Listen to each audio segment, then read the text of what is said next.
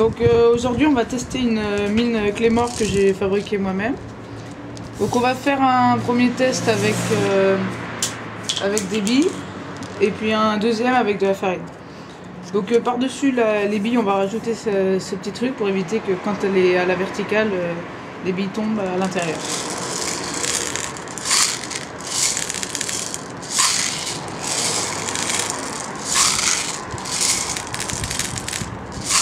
Voilà, donc il faut pas en mettre trop, ça sert à rien. On ajoute ce petit truc qu'on bloque comme ça pour éviter que les billes ne partent. Donc après, on replie bien histoire que ce soit bien horizontal. On referme la Claymore. Donc après, on met une petite goupille, elle s'est barrée. Donc c'est pas grave, on va faire ça. Donc mon ami va filmer la Claymore.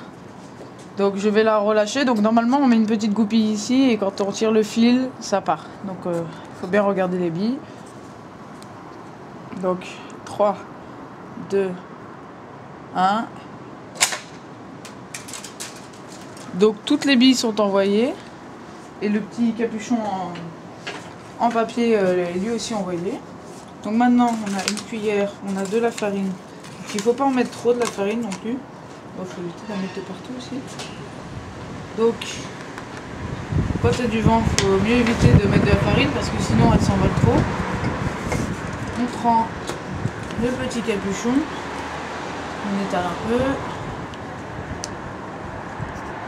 On referme, voilà. Voilà.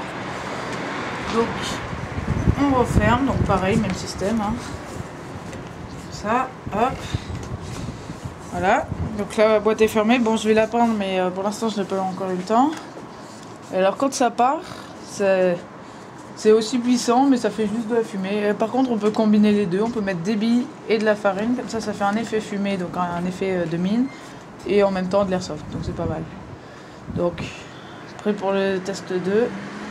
Donc 3, 2, 1. Donc ça envoie de la poussière partout, enfin de la farine.